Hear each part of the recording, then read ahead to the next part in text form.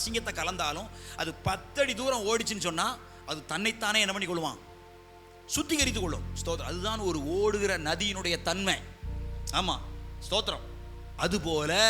அதுபோல சபை தன்னைத்தானே சுத்திகரித்துக் கொள்ளுகிற சக்தியை உடையதாக இருக்கிறது. பரிசுத்த ஆவியானவர் எப்பொழுதெல்லாம் சபையின் மேல் அசைவாடுகிறாரோ அப்பொழுதெல்லாம் சபை சுத்திகரிக்கப்படுகிறது, சபை பரிசுத்தமாகிறது. ரட்சிக்கப்பட்ட ஜனக்கூட்டம் இயேசுவுக்கு பிரியமாய் வாழும்படியான மனம் திரும்புதலுக்குள்ளே தங்களை அர்ப்பணிக்கிறார்கள். அல்லேலூயா. இந்த அர்ப்பணித்தல் பெருக பெருக சபை சக்தி வாய்ந்ததாய் மாறுகிறது, சபை உயிருள்ளதாய் மாறுகிறது. சபை தன்னை போல இன்னொரு குட்டி கிளை சபையை பிறப்பிக்க தாய்மையுடையதாய் மாறுகிறது. எப்படி தாயானவள் ஒரு பிள்ளையை பெற்றெடுப்பதற்கு தகுதி உள்ளவளாய் மாறுகிறாளோ அப்படியே ஒரு தாய் சபை தன்னை போல கிளை சபைகளை பிறப்பிக்கிற சக்தி உள்ளதாய் மாறுகிறது. அல்லேலூயா. சபை ஒரு ஊற்று. ஸ்தோத்திரம். அங்கிருந்து அநேக ஊற்றுக்கண்கள் திறந்து பொங்கி வரும். ஸ்தோத்திரம். சபை ஒரு ஒர்க் ஷாப். உடஞ்ச காரை கொண்டு விட்டா எல்லாத்தையும் சரி பண்ணி நல்ல ஓடுற காரா வெளியே அனுப்பும். சபை ஒரு ஹாஸ்பிட்டல். வியாதியஸ்தர்களை கொண்டு வருவாங்க, அங்க சுகமாயி சர்ச்சில் இருந்து சுகமாக்கப்பட்டவர்களாய் வெளியே போவார்கள். சபை ஒரு பள்ளிக்கூடம். அறியாத புரியாத பிள்ளைகளை கொண்டு சபையில சேர்த்தாங்கன்னா அவங்க தேவனுடைய வார்த்தையினால் நிரப்பப்பட்டவர்களாய் வெளியே போவார்கள். சபை ஒரு கல்லூரி, சபை ஒரு பல்கலைக்கழகம். ஸ்தோத்திரம். பேதைகளை கொண்டு வருவார்கள், அவர்கள் ஞானிகளாய் தேவனுடைய அறிவை பெற்றவர்களாய் புறப்பட்டு வெளியே போவார்கள். அல்லேலூயா. ஸ்தோத்திரம். இப்படி சபையை கர்த்தர் இந்த பூமியிலே வைத்திருப்பதனுடைய நோக்கம் அந்த சபையை தன்னுடைய மனவாட்டியா மாற்றி தான் வரும்போது அந்த சபை எடுத்துக்கொள்ளப்படுவதற்கு தகுதியாக இருக்க வேண்டும் என்பதே. அப்ப இயேசு வரும்போது சபை இருக்கணும்னா 2000 வருஷம் இல்ல 4000 வருஷம் ஆனாலும் சபை இந்த உலகத்துல எந்த சக்தியாலும் அழிக்க முடியாது. ஏனென்றால் இயேசு வரும்போது அங்க சபை இருக்கணும், அந்த சபை எடுத்துக்கொள்ளப்பட வேண்டும். எங்க வேலை என்ன? சபையை கற்புள்ள கன்னிகையாக தேவனுடைய வருகையில கொண்டு போய் நிறுத்துவதற்காக தான் கண்காணிகளாக காவல்காரர்களாக கர்த்தர் எங்களை ஊழியத்தில் வைத்திருக்கிறார். அல்லேலூயா. ஆமா, ஸ்தோத்திரம். அதற்காகவே நாங்கள் கற்ப வேதனை படுகிறோம் என்று அப்போஸ்தலனாகிய பவுல் சொல்றார். நீங்க பரிசுத்தாவின் அபிஷேகத்தை பெறுவதன் மூலமாக ஸ்தோத்திரம் சாட்சியுள்ள ஜீவியம் செய்வதற்கு அது உங்களுக்கு உதவியா இருக்கும். நான் வாசித்தன ஒரு வசனம் அப்போஸ்தலர் 1:8, நீங்கள் எருசலேமிலும் யூதேயாவிலும் சமாரியாவிலும் உலகத்தின் முடிவு வரைந்தும் எனக்கு சாட்சிகளாக இருப்பீர்கள். சாட்சி சொல்லிடலாம், ஆனால் சாட்சியாக வாழ்றது ரொம்ப கடினம். ஆனால் பரிசுத்த ஆவியானவர் உங்கள்கிட்ட வரும்போது சாட்சி சொல்லுகிறவர்களாக மாத்திரமல்ல, உங்களை சாட்சியாக வாழச் செய்கிற தேவனாக இருக்கிறார். எத்தனை பேர் ஆமேன் சொல்லுவீங்க? சாட்சியாக வாழ முடியல பாஸ்டர், நான் சொல்கிறேன், உங்களுக்குள் இருக்கிற பரிசுத்த ஆவியின் அளவு பெருகினால் நீங்கள் சாட்சியாய் வாழ்வதற்கு அது உதவியாக இருக்கும். 4 லெவல் இருக்கு. நீங்க ஸ்தோத்திரம் பரிசுத்த ஆவிக்குள்ள வளர்கிறதுல 4 லெவல் இருக்குது. எப்போது எனக்கு வாய்ப்பு கிடைச்சுன்னா அதை உங்களுக்கு சொல்லித்தாரேன். ஸ்தோத்திரம். நிறைய சபைகளே முதல் லெவலில் தான் இருக்குது. நிறைய விசுவாசிகள்ல நிறைய சபையே ஃபர்ஸ்ட் லெவலில் தான் இருக்குது. நான் விசுவாசிக்கிறேன் நம்ம சபை 2வது 3வது லெவலுக்காவது வளர்ந்துருக்கணும். 4வது லெவல் வரைக்கும் வளர்ந்த சபைகள் பாக்கியம் உள்ளவைகள். அவைகள் தேசத்திற்கும் முழு பூமிக்கும் மிகுந்த ஆசீர்வாதமானவைகள். கர்த்தர் அதை நமக்கு ஆசீர்வதித்து தருவாராக. ஹல்லேலூயா. ஸ்தோத்திரம். நேரம் ஆகிட்டே இருக்குது. நம்ம கர்த்தருடைய வார்த்தைக்கு நேராய் கடந்து போவோம். நம்ம மத்தியில அழைக்கப்பட்ட தேவ மனிதர் வந்திருப்பது சந்தோஷம். அருமையான அண்ணன் இம்மானுவேல், அவங்க சியோன் கோட்டை தேவாலயத்தினுடைய மூத்த போதகர். இப்பொழுது அவர்கள் நம்ம மத்தியில கர்த்தருடைய வார்த்தையை கொண்டு வருவார்கள். பெந்தேகோஸ்தே கைதட்டை கொடுத்து அவர்களை நாம் வரவேற்போம். கர்த்தர் இந்த நேரத்தை நமக்கு ஆசீர்வாதமாய் மாற்றி கொடுப்பாராக. வீடு இருந்தாலும் இல்லாட்டாலும் சந்தோஷமா இருப்பாங்க, பணம் இருந்தாலும் இல்லாட்டாலும் சந்தோஷமா இருப்பாங்க, சுகம் இருந்தாலும் இல்லாட்டாலும் சந்தோஷமா இருப்பாங்க. ஏன்னா கர்த்தருக்குள் எப்பொழுதும் சந்தோஷமா இருப்பதே அவர்களுடைய பலன். அல்லேலூயா சொல்லலாமே, அல்லேலூயா சொல்லலாமே. ஆமென். பெந்தேகோஸ்தே நாளிலே அவர்கள் எல்லோரும் ஓரிடத்தில் கூடி வந்தார்கள். அவர்கள் இருந்த இடம் அசைந்தது. ஏனென்றால் அங்கே ஆவியானவர் இறங்கி வந்தார். நான் விசுவாசிக்கிறேன், இன்னைக்கு இந்த சபையில் இருக்கிற எல்லாரும் அந்த ஆவியானவரை தொட்டு ருசித்து அவர்களால் அபிஷேகம் பண்ணப்பட்டு இந்த ஆலயத்தை விட்டு நீங்கள் வெளியே செல்வீர்கள் என்று நான் விசுவாசிக்கிறேன். நல்ல தலைக்கு மேல ஒரு கைத்தட்டி ஒரு அல்லேலூயா சொல்லலாமே. நல்ல கைத்தட்டி, நல்ல கைத்தட்டி. ஆமென். எப்போதுமே நல்ல வார்த்தையே பேசிட்டு இருக்கணும். பக்கத்துக்குள்ள கை கொடுத்து சொல்லுங்க, நல்ல வார்த்தையே பேசுங்க. நீங்கள் நல்லா இருப்பீங்க. நீங்கள் நல்லா இருக்கணும்னா நல்ல வார்த்தையே பேசுங்க. ஆமாம் ஆமாம், நல்ல வார்த்தையை பேசும்போது நமக்குள்ள உற்சாகம் வரும். எங்கள் வீட்டுக்கு ஒரு அம்மா வந்தாங்க. அவங்க வரதுக்கு முன்னாடி என் மகா மாதுளப்பழம் ஜூஸ் ஒரு சொம்பு நிறைய பண்ணி வச்சுருந்தா. நான் சொன்னேன், அம்மா அந்த சொம்பில் நிறைய இருக்கிற மாதுளை ஜூஸை யாருக்கும் கொடுக்காத, நான் தான் குடிக்கணும், எடுத்து ஃப்ரிட்ஜில் வச்சுட்டு யாருக்காக வந்தாங்கன்னு தூக்கி கொடுத்துடாது அப்படின்னு சொல்லி வாய் முடிக்கவும் ஒரு டீச்சர் வந்துட்டாங்க. தேடி வந்திருக்கிறாங்க புதுசாக. என் பேரன் என் மடியிலே உட்காந்து விளாண்டுக்கிட்டே இருந்தான். அங்கே ஒன்றா இங்கே ஒன்றா நான் அவனை பிடிச்சி வச்சுக்கிட்டே இருந்தேன். அந்த டீச்சர் கொஞ்ச நேரம் பேசிட்டு என் பேரன்னு அவங்களுக்கு தெரியாது, என்னை பார்த்து கேட்டாங்க, சார் அது என்ன உங்கள் மகனான்னு கேட்டாங்க. எனக்கு அதை கேட்ட உடனே அப்படி சுருன்னு இருந்தது. நான் வாயே திறக்கலை. 2ஆம் மட்டமும் கேட்டாங்க, சிரிச்சேன். 3ஆம் மட்டமும் கேட்டாங்க, அப்பவும் சிரிச்சேன். அந்த அம்மாவை டீச்சரை கூட்டிட்டு வந்த ஒரு ஆள் சொன்னார், அவரு சொல்ல மாட்டாரு, அது அவருடைய பேரன். அந்த அம்மா வாயில கை வச்சு சொல்லிச்சு, சார் நம்பவே முடியல சார் அப்படின்னு சொல்லிச்சு. ஒரு கைத்தட்டு கொடுக்கலாமே. இந்த சந்தோஷமான வார்த்தையை கேட்ட உடனே நான் சொன்னேன், கிறிஸ்டிங்க வா, அந்த பிரிட்ஜை தோற, அந்த ஒரு சொம்பு மாதுளை ஜூஸ் இந்த அம்மாவுக்கு கொடு அப்படின்னு சொன்னேன். சில நல்ல வார்த்தைகளை, உற்சாகமான வார்த்தைகளை, சந்தோஷமான வார்த்தைகளை பேசும்போது வெகுமதிகள் வந்துக்கிட்டே இருக்கும். ஆமேனா ஆமேனா. சில ஆட்கள் நான் இப்போ கூட சமீபத்தில் பார்த்தேன், எலெக்ஷன் பிரசங்கத்தில் எல்லாரும் வந்தாங்க, எல்லாரும் வந்து ஜெபம் பண்ண வந்தாங்க. நான் ஒருத்தர் மாத்திரம் சொல்லிட்டு இருந்தார், நாங்கள் ஆட்சியை பிடிப்போம். விசுவாசமான வார்த்தை. என்ன வார்த்தை? விசுவாசமான வார்த்தை. சூழ்நிலை அப்படி இல்லை. நாங்கள் ஆட்சிக்கு வருவோம், நாங்கள் ஆளுவோம், நாங்கள் வெற்றி பெறுவோம், இப்படி தைரியமாக யாரும் பேசலை. பாருங்க, கொஞ்ச நாள் கழிச்சு அவரே வந்துட்டாரு. அப்புறம் தான் தெரிஞ்சிச்சு அவரு ஒரு பெந்தேகோஸ்தேக்காரராக இருப்பார்னு நினைக்கிறேன். நல்ல வார்த்தைகளை பேசுனதுனால அந்த வார்த்தை அவங்கள வாழ வச்சுச்சு. ஒரு அல்லேலூயா சொல்லலாமே, இன்னொரு அல்லேலூயா சொல்லலாமே. பக்கத்தில் இருக்கிற கை கூட சொல்லுங்க, நல்ல வார்த்தைகளை பேசுங்க, உற்சாகமான வார்த்தைகளை பேசுங்க, வெற்றியான வார்த்தைகளை பேசுங்க, உயர்வான வார்த்தைகளை பேசுங்க, நன்மையான வார்த்தைகளை பேசுங்க, ஆசீர்வாதமான வார்த்தைகளை பேசுங்க. நீங்கள் ஆசீர்வாதமாக இருப்பீர்கள். ஹல்லேலூயா, சத்தமா ஹல்லேலூயா. இன்னைக்கு காலையில் என் மாப்பிள்ளை கோயம்புத்தூர்ல இருந்து பெங்களூர்ல இருந்து ஃபோன் அடிச்சாப்ல. இந்த என்னடா திடீர்னு காலையில் ஃபோன் பண்ணுறான்னு பார்த்து என்ன மாப்பிள்ளை அப்படின்னு கேட்டேன். ஒன்றும் இல்லை தான், இங்கிலீஷில் ஒரு வார்த்தை சொன்னார், எனக்கு தெரியாது. மறுபடியும் சொன்னார், எனக்கு தெரியாது மாப்பிள்ளை, தமிழில் சொல்லு மாப்பிள்ளை. ஏதா உங்களுக்கு தெரியாதா, இன்னைக்கு தான் உங்களுக்கு கல்யாண நாள் அப்படின்னு சொன்னார். ஒரு கை தட்டி தர மாட்டீங்களே. அப்புறம் தான் மாப்பிள்ளை கல்யாண நாள், எனக்கு கல்யாண நாள் எனக்கு தெரிய மாட்டேங்குது, ஓடிக்கிட்டு இருக்கு அப்படி நேரம். அப்புறம் எத்தனை வருஷம் மாப்பிள்ளை ஆயிட்டு? 31 வருஷம் ஆயிட்டு தான் எங்கள் அக்காவில் நீங்கள் கல்யாணம் முடிச்சு அப்படின்னு சொன்னாங்க. ஒரு ஆமேன் சொல்லலாமே. 31 வருஷம் போயிட்டு பாருங்க. வெளிநாட்டில் சொல்லுவான், ஏய் only one wife for 23 year. 31 வருஷமா ஒரே மனைவி கூடயா இருக்க அப்படின்னு கேட்பான். ஏன்னா அவன் 3 வருஷத்துக்கு ஒரு ட்ரிப்பு மனைவியை மாத்திடுவான். நம்ம தமிழ்நாட்டுக்காரங்க, நம்ம இந்தியாக்காரங்க, அன்பு சகோதரர்கள், நீங்களாம் பாக்கியவான்கள். ஒரே மனைவியோட இத்தனை வருஷம் நீங்க குடும்பம் நடத்துதீங்கன்னா ஒரு பெரிய சாதனை. ஆம்பளையில் யாருமே கைத்தட்ட மாட்டேங்க பாருங்க. சாதனையிலே ஒரு பெரிய சாதனை. ஆமா, வெளிநாட்டுக்காரன் நம்மெல்லாம் பார்த்தா ரொம்ப ஆச்சரியமா பார்ப்பான். ஒரே வைஃபோடையா 30 வருஷமா? இல்லை சார், 31 வருஷம். ஒரு அல்லேலூயா சொல்லுங்க, இன்னொரு அல்லேலூயா சொல்லுங்க.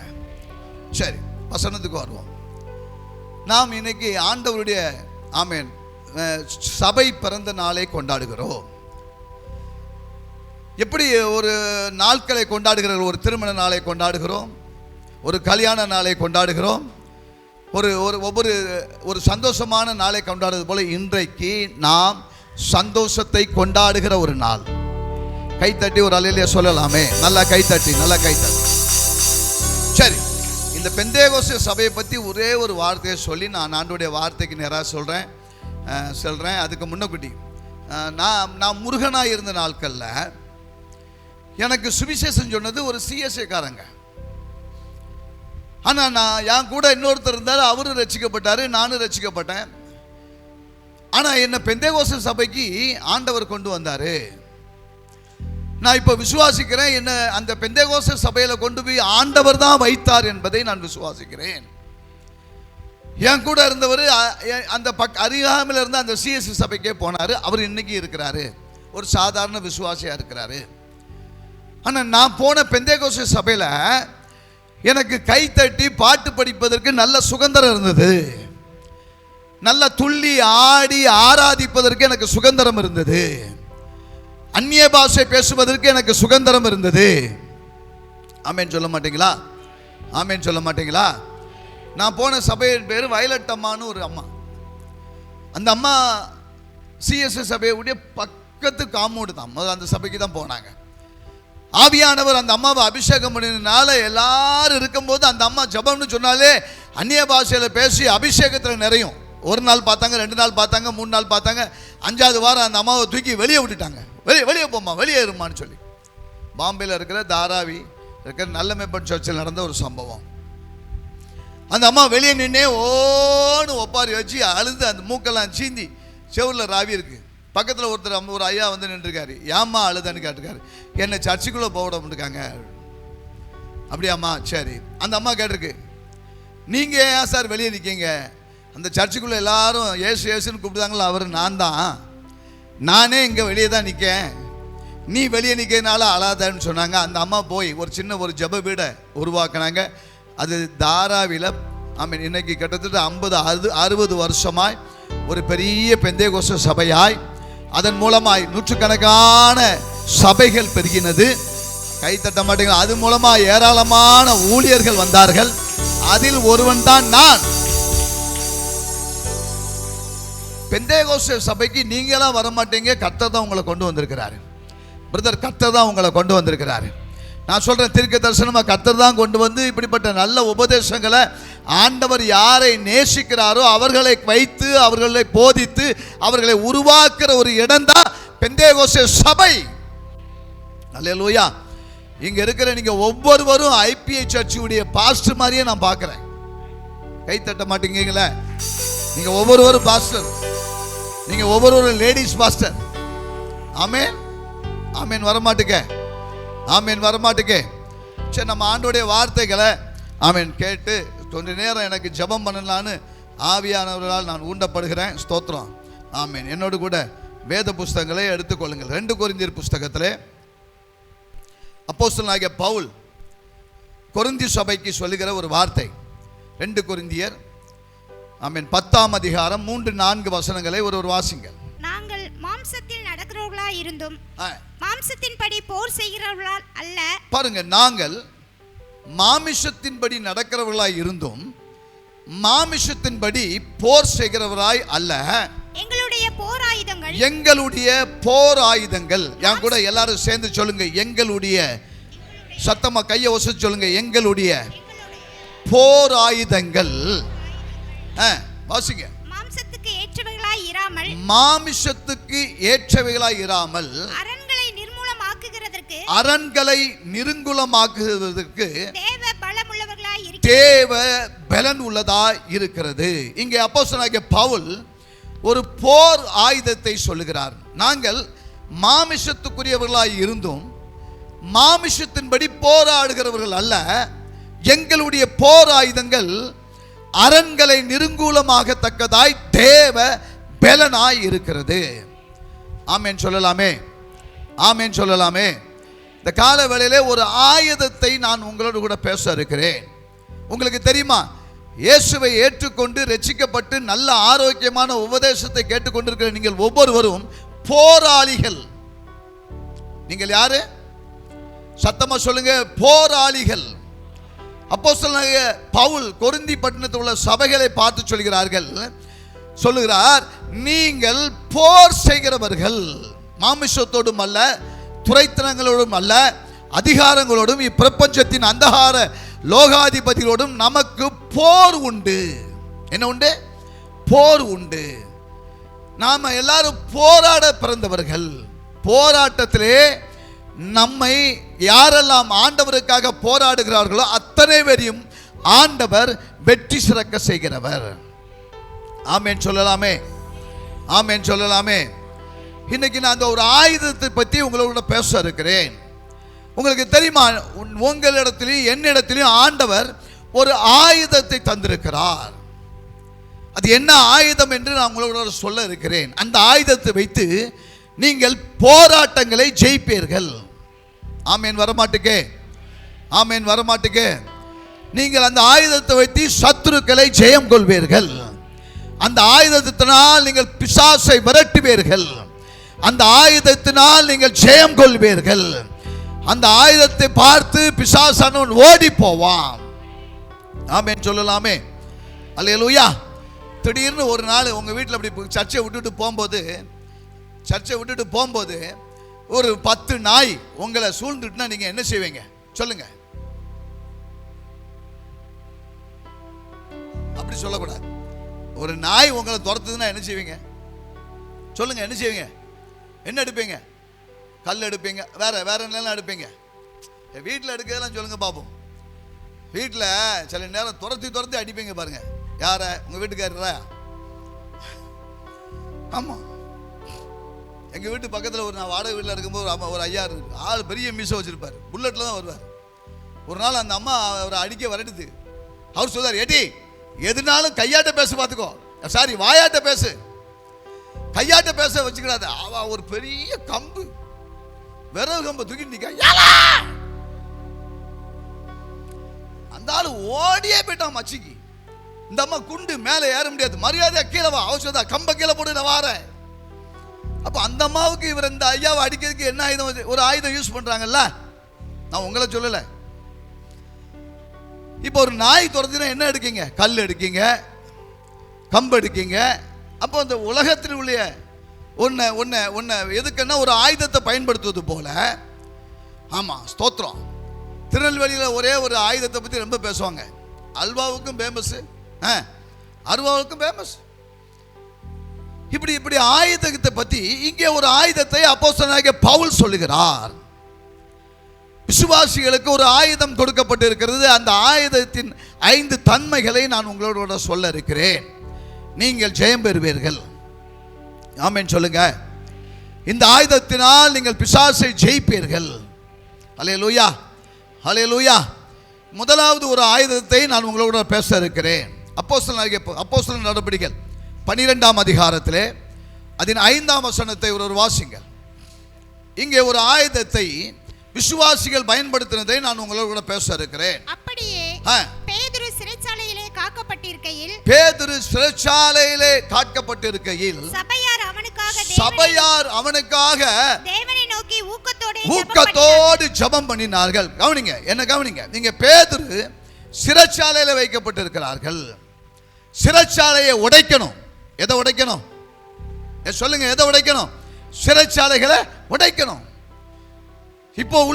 இப்போ உள்ள லேட்டஸ்ட்ல சிறைச்சாலைகளை உடைப்பதற்கோ பூமிக்கு அடிக்கிறவர்களை உடைக்கிறவர்களுக்கோ வெப்பன்ஸ் இருக்கு. ஆனா அந்த நாட்களில் விசுவாசிகளுக்கு ஒரு வெப்பன்ஸ் உண்டு சொல்லி புறஜாதிகள் அறிந்திருந்தார்கள். பேதுருவை சிறைச்சாலையில் வைக்கப்பட்டிருக்கிறாரு. நாளே ஒரு நாள் அவனை சிறைச்சேதம் போட போகிறார்கள். ஆனா என்னைக்கு ஏதோ ஒன்று நடக்கும் என்று சொல்லி அவனுக்கு 4 அடுக்கு காவல்கள் வைக்கப்பட்டிருக்கிறது. இப்போ ஒரு ஆயுதத்தை விசுவாசிகள் பயன்படுத்துகிறார்கள். ஒரு அல்லேலூயா சொல்லுங்களாமே. ஆதி பெந்தேகோஸ்தே சபை பயன்படுத்தியது அந்த ஆயுதத்தை. என்ன ஆயுதம்? பைபிள் சொல்லுது, அவன் சிறைச்சாலையில் இருந்தபோது விசுவாசிகள் ஊக்கமாய் ஜெபம் பண்ணினார்கள். அப்ப ஜெபம்னா என்னது?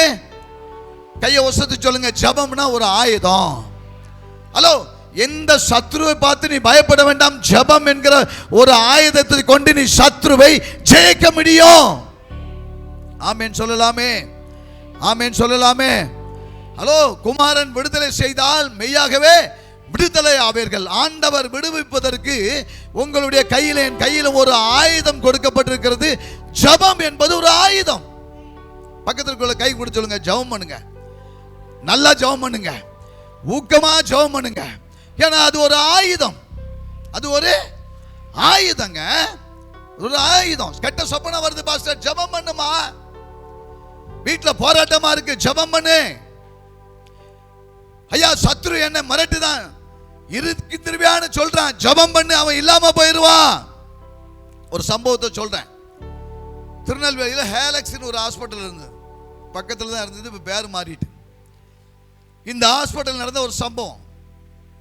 இந்த ஹாஸ்பிட்டலுக்கு முன்னக்கூட்டி செல்லப்பாண்டியன் பாலன் இருக்கு, அதுக்கு கீழே ஒரு ஹோட்டல் இருக்கு. அந்த ஹோட்டல் அடியில் என் ஃப்ரெண்டு ஒருத்தர் தேவதாஸ்னு ஒருத்தர் இங்கெல்லாம் வந்திருக்கிறார், கூட்டிட்டு வந்திருக்கேன். கிட்டத்தட்ட ஒரு பெரிய செல்வந்தர், லேண்ட் வாங்கி விற்கிறார், பல ஆயிரம் ஏக்கர்கள் வாங்கி விற்கிற ஒரு செல்வந்தர். அவரை திருநெல்வேலியில் உள்ள ஒரு பிரபலியமான ஒரு நபர், பேர் சொல்ல மாட்டேன், தோத்திரம், டிவி ஓடுறதுனால, அவர் என் கண்ணு முன்னால தான். அவர் பார்த்தீங்கன்னா 7 அடி இருப்பார். எத்தனை அடி இருப்பார்? கையை வசதி சொல்லுங்க, 7 அடி. நல்ல கையை வசதி சொல்லுங்க, 7 அடி. அவர் இவனை பார்த்து சொல்லிட்டாரு, ஏல தலையை அறுத்து தாம்பளத்தில் வச்சிருவேன் அப்படின்னு சொல்லிட்டார். தலையை அறுத்து எங்க வச்சிருவேன்னு சொன்னார். எங்க வச்சிருவேன்னு சொன்னார். இவனுக்கு அப்பவே பேண்டெல்லாம் நனைஞ்சிட்டு, பாஸ்டர் நான் சொன்னேன், ஜெபம் பண்ணு. என்ன பண்ணு? மறுபடியும் சொல்லுங்க, என்ன பண்ணு? ஜெபம் பண்ணு. ஆமா, பைபிள் சொல்லுது, உன் பக்கத்திலே 1000 பேரும் உன் வலது பக்கத்திலே, சொல்லுங்க பிரதர், சொல்லுங்க சிஸ்டர், அது உன்னை அணுகாது. உனக்கு விரோதமாய் உருவாக்கப்படுகிற ஆயுதங்கள் ஒன்றும் வாய்க்காமலே போகும். கர்த்தர் உனக்காக என்ன செய்வார்? யுத்தம் செய்வார். நான் சொன்ன ஜெபம் பண்ணு. அவன் நேரே போய் சேவியர்கால கதை மூடி முழங்கால நின்னவன் மறுநாள் வரையும் முழங்கால எடுக்கவே இல்லை. ஒரே ஜெபம் ஜெபம் ஜெபம். என்ன நடந்தது தெரியுமா பெரியமானவர்களே? நான் சொன்ன அந்த 7 அடி உயரமான அந்த ஆளு, அப்புறம் வந்து கேளுங்க, அவர் பேரு அட்ரஸ்லாம் நான் உங்களுக்கு தாரம், போய் கேளுங்க. அவர் புல்லட்ல தான் வந்திருக்காரு ஹேலக்ஸ் ஹாஸ்பிட்டலுக்கு. எதுல வந்தாரு சொல்லுங்க பிரதர்? எதுல வந்தாரு? எதுல வந்தார்? கை எப்படி திருக்கி சொல்லு. புல்லட்ல வந்தார், வந்தார், திருப்பி வரல. அதே ஹாஸ்பிட்டல் இருந்து பாடியா தான் வந்தார். தேவதாஸ் இன்னும் உயிரோட இருக்கான். நேற்று கூட எனக்கு போன் பண்ணி ஒரு 5000 ரூபாய் காணிக்க போட்டான். கை தட்ட மாட்டீங்களே? கர்த்தர் சாட்சி. போகும்போது அந்த பில்லை காமிச்சிட்டு போறேன். ஆமே, சும்மா 5000 ரூபாய் காணிக்க போடல. ஜெபம், ஜெபம் ஒரு ஆயுதம். பக்கத்தில் இருக்கிற கை குடி சொல்லுங்க, ஜெபம் ஒரு ஆயுதம். பெந்தேகோஸ்தே விசுவாசி நல்ல ஜெபம் பண்ணு. ஆமே, மூளை சாதிக்காததான் முழங்கால் சாதிக்கும். இன்னைக்கு நீ ஜெபம் பண்ண போற எல்லா ஜெபங்களுக்கு கர்த்தர் உனக்கு பதில தர போறாரு, வெற்றியை தர போறாரு, உயர்வை தர போறாரு. இன்னைக்கு ஒரு அசைவு உன் ஜெபத்துல உண்டாகும். ஏன்னா ஜெபம் ஒரு ஆயுதம். கம் ஆன், நல்ல கையை தட்டி ஹல்லேலூயா, ஹல்லேலூயா சொல்லுங்க, ஹல்லேலூயா. இரண்டாவது ஒரு ஆயுதத்தை சொல்றேன். எபிரேயருக்கு எழுதின நிருபம் 11ஆம் அதிகாரம் 6ஆம் வசனத்தை வாசிங்க. 11ஆம் அதிகாரம் 6ஆம். நல்ல கவனிங்கள். விசுவாசம் இல்லாமல் தேவனுக்கு பிரியமாய் இருப்பது கூடாத காரியம். ஏனென்றால் தேவனிடத்தில் சேருகிறவன் அவர் உண்டென்றும் அவர் தம்மை தேடுகிறவர்களுக்கு பலன் அளிக்கிறவர் என்றும் விசுவாசிக்க வேண்டும். இங்க ஒரு ஆயுதத்தை சொல்றாரு பாருங்க. எபேசியர் 6ஆம் அதிகாரத்துல 16ஆம் வசனத்தை வாசிக்க பார்ப்போம் வேகமா. அக்னியாஸ்திரங்களை எல்லாம் அவித்து போடத்தக்கதாய் எல்லாவற்றுக்கும் மேலாக விசுவாசம் என்ன. நல்ல கவனிங்கள். இங்கே ஒரு ஆயுதத்தை அப்போஸ்தலனாகிய பவுல் சொல்றாரு பாருங்க. விசுவாசம் என்னும் கேடகத்தை பிடித்துக்கொண்டு கொண்டவர்களாயும் நெல்லுங்கள். ஒரு அல்லேலூயா சொல்லுங்களேன். இங்க ஒரு ஆயுதத்தை அப்போஸ்தலனாகிய பவுல் சொல்றாரு, விசுவாசம் என்னும் ஆயுதம். நான் முதலாவது சொன்னேன், ஜெபம் என்பது ஒரு ஆயுதம். இரண்டாவது சொல்லுதேன், விசுவாசம் என்பது ஒரு ஆயுதம். பக்கத்தில் கை கொடுத்து சொல்லுங்க, ஆண்டவரை நல்லா விசுவாசிங்க. கையை கொடுத்து சொல்லுங்க, விசுவாசிங்க, இன்னைக்கு ஒரு அற்புதம் நடக்கும். விசுவாசிங்க, ஆமென், ஆண்டவர் உங்களை உயர்த்துவாரு. விசுவாசிங்க, உங்களுக்கு எல்லாம் நடக்கும். அல்லேலூயா. ஏன்னா விசுவாசம் ஒரு ஆயுதம். அல்லேலூயா சொல்லுங்க, அல்லேலூயா சொல்லுங்க. பக்கத்தில் தலையில கை வச்சு சொல்லுங்க பாப்போம். உங்க கை வச்சு சொல்லுங்க, நான் சீக்கிரம் சாக மாட்டேன். விசுவாசிங்க, எனக்கு ஒரு நோய் வராது. தலையில நல்லா கை வச்சு சொல்லு, பல்ல கடிச்சு சொல்லு, எனக்கு ஒரு நோய் வராது. டாக்டர் சொன்னது நடக்காது. அல்லேலூயா. என் மாமியார் போட்ட சாபம் நடக்காது. சொல்லு, சொல்லுமா. யார் உனக்கு என்ன செய்தாலும், பெந்தேகோஸ்தே விசுவாசிகளுக்கு 100 சூனியம் வச்சாலும் பலிக்காது. கை தட்டி ஆமென் சொன்னா, கை தட்டி அல்லேலூயா, அல்லேலூயா. இரத்த கோட்டைக்குள்ளே நான் நுழைந்து விட்டேன், இனி எதுவும் எந்த தீங்கும் தீண்டாது.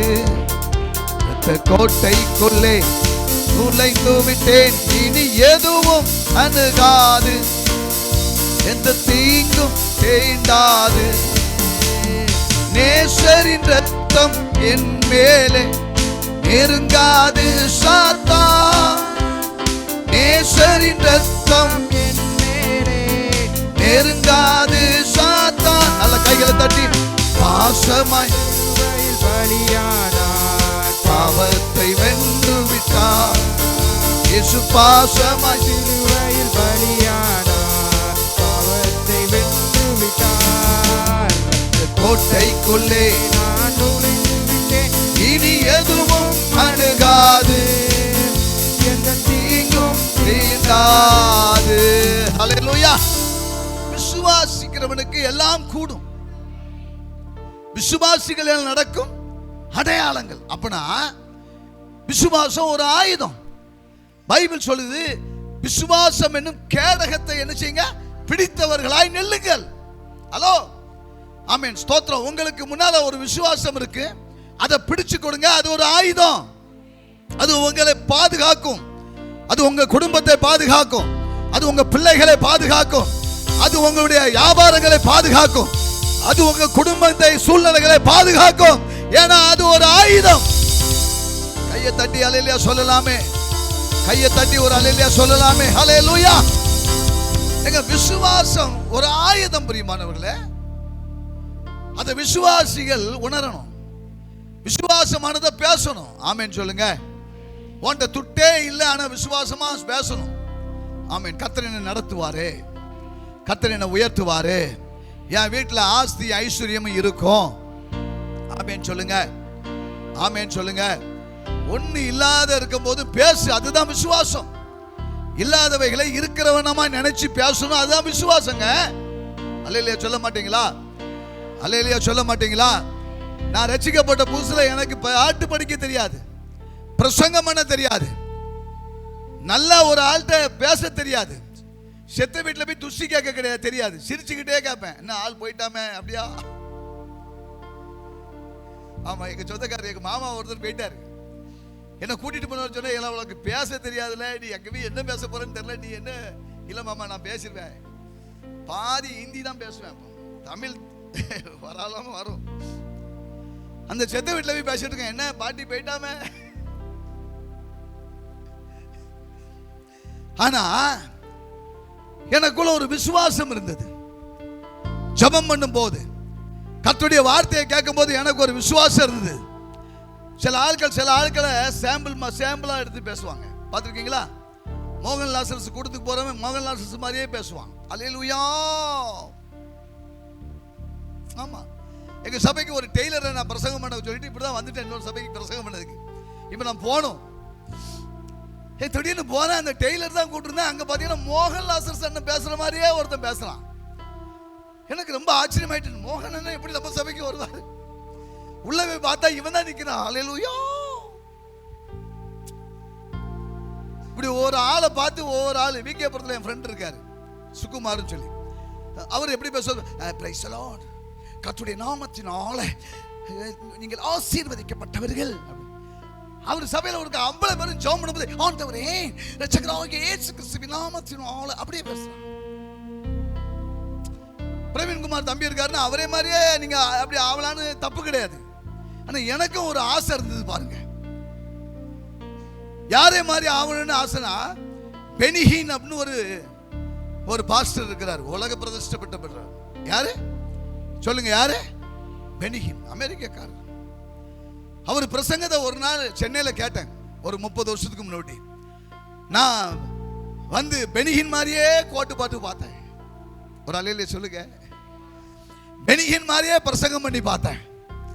பெனிகின் மாதிரியே இந்த நேம் ஆஃப் ஜீசஸ் ஹீல் சொல்லி பார்த்தேன். எங்க ஒர்க் அவுட் ஆயிட்டுங்க. கை தட்டு, நல்லா தட்டு. நான் விசுவாசிக்கிறேன், ஆகையால் பேசுகிறேன். ஏன்னா விசுவாசம் ஒரு ஆயுதம். நீ யாராக விரும்புற, கர்த்தர் உன்னை உருவாக்குவார். நீ விசுவாசம் உனக்கு இருந்தா போது இந்த மலையை பார்த்து அப்புறம் பெயர்ந்து போ என்று சொன்னால் அது போகும். ஏன்னா அது ஒரு ஆயுதம்.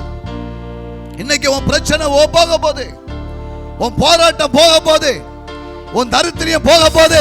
கை தட்டி ஆமென்னு சொன்னா இதெல்லாம் நடக்கும். இதை பார்த்து கொண்டிருக்கிற ஆமென், இந்த ஒலிபெருக்கியை கேட்டுக் கொண்டிருக்கிற உன் வாழ்க்கையில விசுவாசம் என்கிற ஒரு ஆயுதத்தை நீ பயன்படுத்த போற. இந்த விசுவாசமான வார்த்தை உன்னை சுகமாக்கும். You are a heal. Hallelujah. Hallelujah. விசுவாசம் ஒரு ஆயுதம். ஆமென் சொல்லுங்களேன். மூன்றாவது ஒரு ஆயுதத்தை சொல்லி நான் ஜெபிக்க இருக்கிறோம். வாசிங்க பாப்போம். ஆமென். எபிரேயர்கள் நிருபம் 4ஆம் அதிகாரம் 12ஆம் வசனத்தை ஒரு வாசிங்க வேகமாய். எபிரேயர். தேவனுடைய வார்த்தையானது ஜீவனும் வல்லமை உள்ளதாயும், தேவனுடைய வார்த்தையானது ஜீவனும் வல்லமை உள்ளது. இருபுறமும் கருக்குள்ள எந்த பட்டயத்தையும், நல்ல கவனிங்கள். இப்போ ஒரு பட்டயத்தை சொல்லுகிறார். இந்த வார்த்தை இருபுறமும் கருக்குள்ள பட்டயம். கையை வசதி சொல்லுங்க, பட்டயம். பைபிள் யாரெல்லாம் கொண்டு வந்திருக்கீங்க அவங்களாம் உங்க கையில் எடுத்துக்கிடுங்க. ஆமா, இது ஒரு பட்டயம். இந்த பட்டயத்தை வச்சு நீ உலகத்தை ஜெயிக்க முடியும். சத்ருவை கையை நல்லா வசத்துமா. உன் பைபிள் தெரியட்டும். உன் கையில ஒரு பட்டயம் இருக்கிறது சகோதரா, உன் கையில ஒரு பட்டயம் இருக்கிறது. இந்த பட்டயம் உன்னை வாழ வைக்கும். இந்த பட்டயம் உனக்கு ஜெயத்தை கொண்டு வரும். இந்த பட்டயத்தினால் நீ வாழ்ந்திருப்பாய். இந்த பட்டயம் உன்னை சுகமாக்கும். நல்ல கையை தட்டி ஹல்லேலூயா. நல்ல கையை தட்டி ஹல்லேலூயா. கம் ஆன், தட்டு. glory. ஹல்லேலூயா. இது இருபுறமும் கருக்குள்ள பட்டயம். ஆமென். ரெண்டு சைடுல உள்ள பட்டயமா, பயங்கரமான ஒன்றுங்க. அப்ப மூணாவது ஆமென், கர்த்தருடைய வார்த்தை ஒரு பட்டயம். என் கூட சேர்ந்து சொல்லுங்க, ஆண்டவருடைய வார்த்தை ஒரு பட்டயம். ஆமென், ஆமென். ஹலோ, இந்த வார்த்தையில ஜீவன் இருக்கிறதுங்க. வானமும் பூமியும் ஒளிந்து போகும், என் வார்த்தை ஒரு நாளும் ஒளிந்து போகாது. வார்த்தையில ஆமென் வல்லமை இருக்கிறது. இந்த வார்த்தை ஒரு பட்டயம். இந்த வார்த்தையை பேசணும், அப்பதான் இது கிரியை செய்யும். ஆமென். பக்கத்தில் உள்ள கை விட்டு சொல்லுங்க, இந்த வார்த்தையே பேசிக்கிட்டு இருங்க. ஒரு நாளைக்கு எவ்வளவு வார்த்தை பேசுறீங்க? வளவலா வளவலா, கொல கொலா கொல கொலான்னு. பொம்பளை ஆட்கள் 10,000 வார்த்தை பேசுறாங்க. ஆம்பளை எல்லாம் சேர்ந்து சொல்லுங்க, ஏ அப்பா. வாயை திறந்து சொல்லுங்க, ஆம்பளை எல்லாம் ஏ அப்பா. எத்தனை வார்த்தை பேசுறீங்க? இதுல எத்தனை வார்த்தை நீங்க இந்த வார்த்தையை கர்த்தருடைய வார்த்தையை பேசுறீங்கன்னா தெரியாது. ஆம்பளை எல்லாம் அப்புறாணி. பிரவீன் தம்பி எல்லாம் பேசுறதே கிடையாது. எதுக்குன்னு பேசி என்ன ஆக போகுது? ஒரு ஆமென் சொல்லுங்க, இன்னொரு ஆமென் சொல்லுங்க. நான் இதை பேசி என் தங்கச்சி எனக்கு ஒன்றும் தராம பெறக்கூடாது. தோத்திரம். நல்ல கவனிங்க, நல்ல கவனிங்க. 10,000 வார்த்தை பேசுறீங்க ஒரு நாளைக்கு. இந்த 10,000த்துல அட்லீஸ்ட் நீ 5,000 வார்த்தை தேவனுடைய வார்த்தையை பேசினா நீ நல்லா இருந்திருப்ப. கை தட்டி ஒரு அல்லேலூயா சொல்லலாமே. நல்ல கை தட்டி ஹல்லேலூயா. ஏன்னா கர்த்தருடைய வார்த்தை ஒரு பட்டயம். இந்த வார்த்தையில வல்லமை இருக்கிறது. லூக்கா 4ஆம் அதிகாரம் 4ஆம் வசனத்துல இந்த ஒரே வசனத்தை சொல்லப்பட்டிருக்கு. வாசிக்க பாப்போம் வேகமா. அவர் பிரதியுத்தரமாக மனுஷன் அப்பத்தினாலே மாத்திரம். ஆண்டவர் சொல்றாரு பாருங்க, மனுஷன் அப்பத்தினாலும். என் கூட சேர்ந்து சொல்லுங்க, மனுஷன் அப்பத்தினாலும் மாத்திரமல்ல தேவனுடைய வார்த்தையினால பிழைப்பேன். பக்கத்தில் இருக்கவங்கள பார்த்து சொல்லுங்க, தேவனுடைய வார்த்தையினால நீங்க பிழைப்பீங்க. இன்னைக்கு உங்களுக்கு தேவனுடைய வார்த்தை வந்திருக்கு. அந்த வார்த்தையினால நீங்க வாழுவீங்க, ஹோஹோன்னு வாழுவீங்க. யாரெல்லாம் இந்த வார்த்தையை பேசுறீங்களோ அவங்க வாழ்வாங்கங்க. அல்லேலூயா, அல்லேலூயா. எனக்கு தெரிஞ்ச ஒரு நண்பர், நான் போன 2 நாளைக்கு முன்ன கூடி மெட்ராஸ்ல ஒரு பெரிய ஃபங்க்ஷன்ல கலந்து கொண்டேன். ஹாலன் பால் ஐயா பக்கத்தில் என்ன உட்கார வச்சிருந்தாங்க. நிறைய விஐபிலாம் வந்திருந்தாங்க. அதில் ஒருத்தர் நான் பார்த்தேன். அவர் ஒரு ஒரு ஒரு மாசத்துக்கு முன்னாடி ஒரு 4 வார்த்தை தேவனுடைய வார்த்தையை சொன்னார். அவர் எம்எல்ஏ ஆயிட்டார். யார் ஆயிட்டார்? யார் ஆயிட்டாரு? ஆமா, தினத்தூது ராஜான்னு ஒருத்தர் ஒரு வாழ்த்து சொன்ன போனாரு. வேற ஒண்ணும் சொல்லல. ஐயா, நீங்க 2026 நீங்க தான் முதலமைச்சரியா? ஏமா இப்படியே முழிக்க கூடாது. இது தீர்க்க தரிசனம். கர்த்தர் உங்களை ராஜாக்களை தள்ளி ராஜாக்களை உங்களை ஏற்படுத்துவாருன்னு சொன்னாரு. கர்த்தருடைய வார்த்தையை சொன்னாரு. சொன்னவரும் ராஜா மாதிரி ஆயிட்டாரு, கேட்டவரும் ராஜா மாதிரி ஆயிட்டாரு. பார்லிமெண்ட்ல 2 பேரும் உட்கார்ந்து இருக்காங்க. இது யாருடைய வார்த்தை சொல்லுங்க? இது யாருடைய வார்த்தை? சட்டசபையில சபாநாயகர் தமிழ்நாட்டில் ஒரு பெரிய ஒரு சரித்திரம். எந்த சபாநாயகரும் வசனத்தை பேசல. இந்த சபாநாயகர் வசனத்தை பேசினாரு. சிறியவனை அவர் புழுதியிலிருந்து எடுத்து எளியவனை குப்பையிலிருந்து உயர்த்துகிறார். நன்மை செய்ய திராணி இருக்கும் போது செய். வசனம் வசனம் வசனம் உன்னை வாழ வைக்கும். பெந்தேகோஸ்தே விசுவாசி, வசனம் பேசு. வசனம் உன்னை உயர்த்தும். நல்லா கையை தட்டு. தலைக்கு மேல டெய்லி வசனம் பேசு. பிரச்சனையா வசனம் பேசு. போராட்டமா வசனம் பேசு. பிசாசின் போராட்டமா வசனம் பேசு. வெற்றி வேணுமா வசனம் பேசு. This is the weapon. அது ஒரு ஆயுதம். ஆமென், ஆமென். அது ஒரு ஆயுதம்ங்க. வசனம் ஒரு ஆயுதம். அந்த வசனத்தை பேசினால் நாம் வாழலாம். எபேசியர் 6 அதிகாரம் 17 வசனத்தை வாசிங்க. தேவ வசனமாகிய ஆவியின் பட்டயம். என் கூட எல்லாரும் சேர்ந்து சொல்லுங்க, தேவ ஆவி என்னும் பட்டயம். நல்ல கையை உசத்தி சொல்லுங்க, தேவ ஆவி என்னும் பட்டயம். ரெண்டு உதாரணங்களை சொல்லுகிறது. வசனமாகிய தேவ ஆவி என்னும் பட்டயம். சில ஆள்கிட்ட வசனம் இருக்கும், ஆவியானவர் இருக்க மாட்டாரு. ஹலோ, என்ன கவனிங்க. எத்தனை பேர் அபிஷேகம் பெற்றிருக்கிறீங்க? அபிஷேகம் பெற்றவங்க மாத்திரம் கையை வசத்துங்க. நல்ல வசத்தணும். அரை கை முக்கா கையெல்லாம் வசத்தக்கூடாது. அபிஷேகம் பெறாதவங்கலாம் கொஞ்சம் முன்னால் வந்துருங்க. உங்களுக்காக ஒரு ஜெபம் பண்ணிட்டு நான் இங்கேருந்து போகணும். ஆண்டவர் உங்களை அபிஷேகம் பண்ண ஆவியானவர் எனக்கு சொல்லதுனால நான் உங்களை கூப்பிடுறேன். ஜெப நேரத்தில் நீங்கள் முன்னால் வாங்க, வெக்கப்படாம. ஏன்னா அது ஒரு ஆயுதம். அது உங்களை பாதுகாக்கும், அது உங்களை போதிக்கும், அது உங்களை நடத்தும். இங்க அப்போஸ்தலனாகிய பவுல் சொல்றாரு, வாசிமா மறுபடியும் அத. இரட்சணியம் என்னும் தலைசீராவையும் தேவ வசனமாகிய ஆவியின் பட்டயமாகிய பட்டயத்தையும் எடுத்துக்கொள்ளுங்கள். ஹலோ, இன்னைக்கு ஆமென், வசனத்தை பிடித்துக் கொள்ளுங்கள். இது ஒரு ஆயுதம். இதை இன்னைக்கு நீங்க பிடித்துக் கொண்டு நீங்க நடக்க போறீங்க. இதை நீங்க பேசுங்க, நீங்க வாழ போறீங்க. பாஸ்டர், நான் அழகா இல்ல. ஐயா, நல்ல வசனத்தை பேசி நீ அழகாயிருவ. இந்த வசனம் உன்னை உருவாக்கும். அமெரிக்காவில் ஒரு பெரிய போதகர் சொல்றாரு, இந்த அமெரிக்கா கவர்மெண்ட் என்கிட்ட இருக்கிற பல ஆயிரம் கோடி பணத்தை எடுத்துட்டா பரவாயில்ல, என் சொத்து சுகங்களை எடுத்துட்டா பரவாயில்ல, இந்த பைபிளை மாத்திரம் என் கையில தந்தா ஒரே வருஷத்துல நான் இழந்த அத்தனை கோடியையும் திருப்பி கொண்டு வரும் இந்த வசனம். நல்ல கைகளை தட்டி ஹல்லேலூயா, கைகளை தட்டி சந்தோஷமாய் ஹல்லேலூயா. ஏன்னா இந்த வசனம் ஒரு ஆயுதம். எபேசியர் 1:13 நீங்கள் உங்கள் சுவிசேஷமாகிய சத்திய வசனத்தை கேட்டு விசுவாசிகள் ஆனபோது பரிசுத்தாவியானவருக்குள் முத்திரை போடப்படுகிறீர்கள். குமணன், இங்க கவனிக்கணும் சார், இங்க கவனிக்கணும். ஸ்தோத்திரம். நீங்க பிள்ளை சாக்கு சொல்லக்கூடாது. நான் இப்பதான் ஸ்டார்ட் பண்றேன். மேக்சிமம் 12க்குள்ள முடிக்க பார்க்குறேன். கவனிங்க. என்னைக்கு நம்ம சத்திய வசனத்தை கேட்டோமோ, சுவிசேஷத்தை கேட்டோமோ, கேட்ட மாத்திரத்தில் பரிசுத்தாவியானவர் உள்ள வந்து சீல் போடுறாராம். ஸ்தோத்திரம். ஒருத்தர் ஓடி போய் ஒரு ரூமுக்குள்ள போய் பூட்டின மாதிரி பூட்டி கொள்வது. பரிசுத்தாவியானவர் உங்களுக்குள்ளே வந்து உங்களை சீல் பண்ணுகிறார். எப்போ? சுவிசேஷ வசனத்தை கேட்டு விசுவாசிகளான போது. ஸ்தோத்திரம். நீங்க சுவிசேஷ வசனத்தை கேட்டு நான் இயேசுவை தெய்வமா ஏற்றுக்கொண்டேன்னு சொல்றவங்க கை உயர்த்தி காட்டுங்க பார்ப்போம். நான் இயேசுவை தெய்வமாக ஏற்றுக்கொண்டேன், இயேசுவை தவிர வேற யாரையும் நான் தெய்வமாக வணங்க மாட்டேன் அப்படின்னு சொல்றவங்க ரட்சிக்கப்பட்டிருக்கிறீர்கள். நான் சொல்றேன், உங்களுக்குள்ள நீங்க அந்நிய பாஷை பேசினாலும் பேசாவிட்டாலும் உங்களுக்குள்ளே ஆவியானவர் இருக்கிறார். இந்த வசனத்தின்படி நீங்க சுவிசேஷ வசனத்தை கேட்ட நாளிலே பரிசுத்த ஆவியானவர் உங்களுக்குள்ள வந்து உங்களை என்ன பண்ணிட்டாரா? முத்திரை போட்டார், சீல் பண்ணார். அப்படின்னா பரிசுத்த ஆவியானவர் உள்ள இருக்காரா இல்லையா? நீங்க ஒருவேளை அந்நிய பாஷை பேசாம இருக்கலாம், ஆனாலும் ஆவியானவர் உள்ள இருக்கிறார்.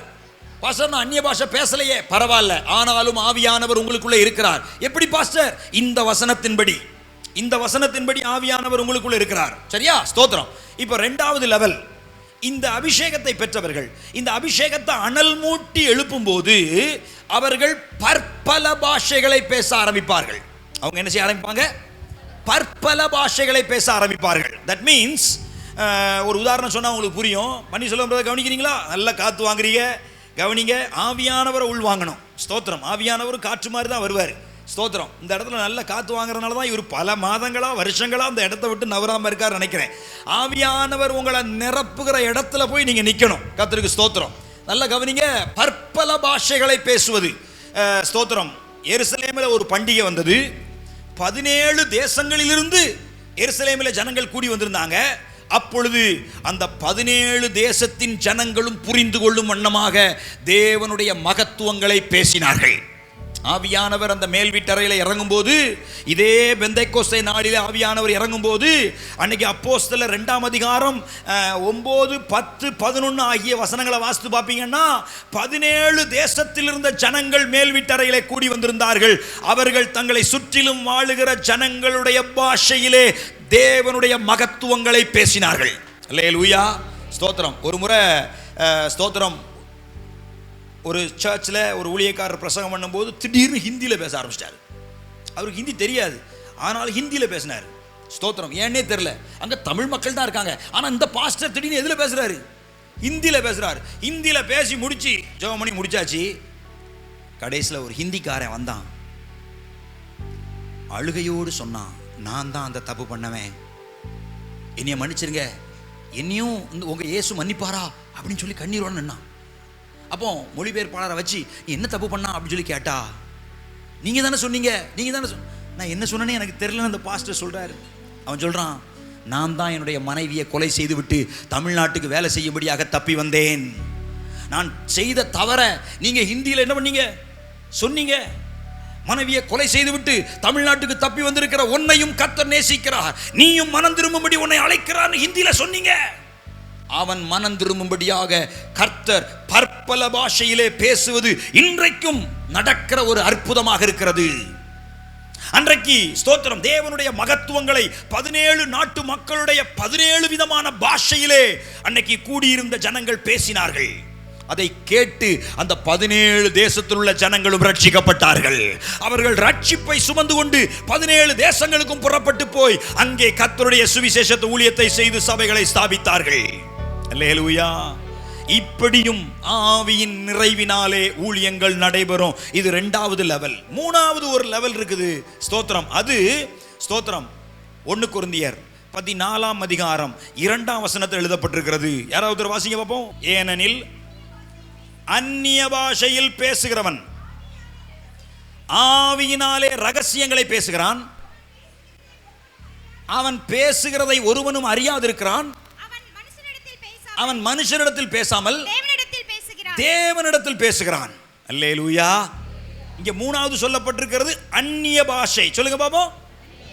முதல்ல சொன்ன முத்திரை போடப்பட்டிருப்பது, எந்த பாஷையுமே பேசல.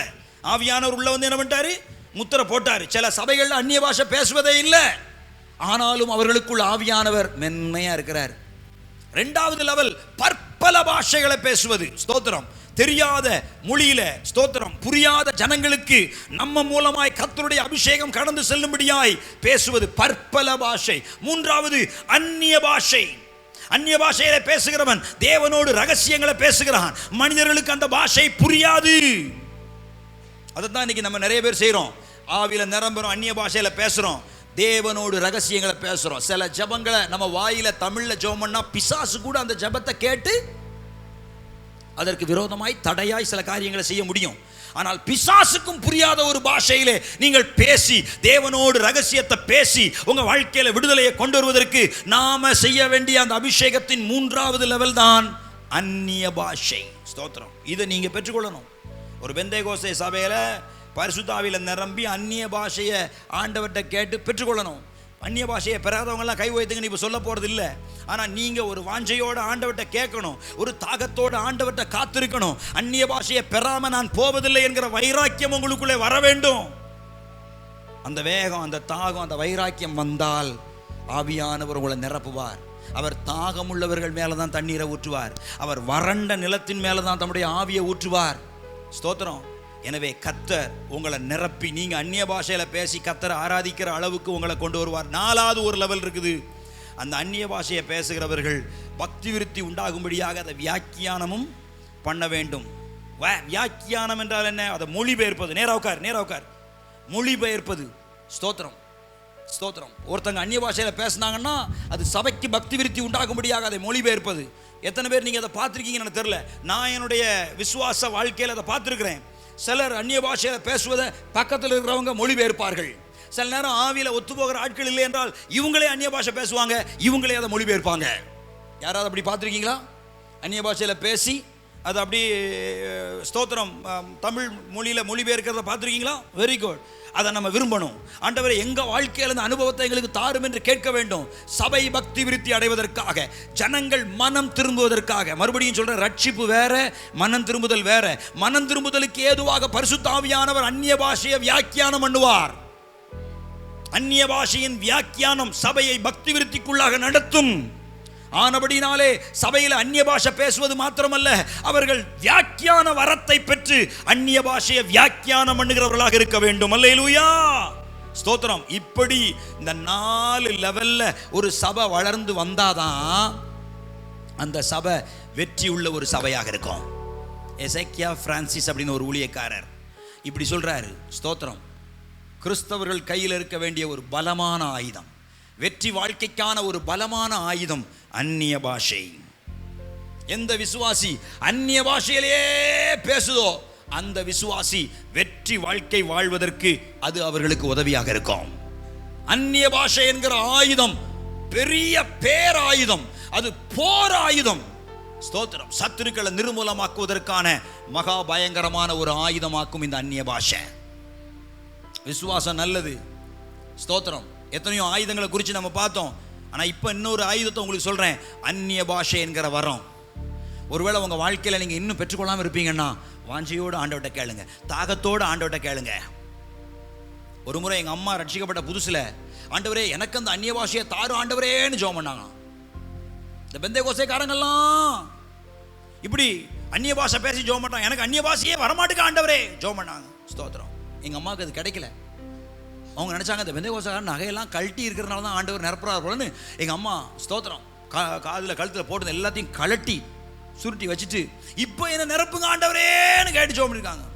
அப்பவும் ஆண்டவர் நிரப்பலை. மன வருத்தத்தோட திரும்ப அள்ளி எடுத்து அழுதி மாட்டிக்கிட்டாங்க. இன்னொரு முறை தேவ சமூகத்தில் போய் காத்திருக்கும் போது ஆண்டவர் பலமாய் அவர்களை நிரப்பினார். அப்பொழுது புரிந்து கொண்டார்கள், நகையை கழட்டுறதுனால பரிசுத்த ஆவியானவர் நிரப்ப மாட்டாரு, மனதை திறக்கிறதுனால ஆவியானவர் நம்மளை நிரப்புவார் என்பதை புரிந்து கொண்டார்கள். அல்லேலூயா. இன்னைக்கு உங்க மனம் திறக்கப்படுமானால், உங்க இருதயம் சுத்திகரிக்கப்படுமானால், ஒரு அசுத்தமான பாத்திரத்தில் நம்ம பால் வாங்க மாட்டோம். உங்க இருதயம் சுத்திகரிக்கப்படுமானால் ஆவியானவர் அதிலே தம்முடைய பரிசுத்த ஆவியை ஊற்றுவதற்கு வல்லமை உள்ளவராக இருக்கிறார். உங்களை நீங்களே சுத்திகரித்துக் கொண்டு கர்த்தருடைய சமூகத்தில் காத்திருங்க.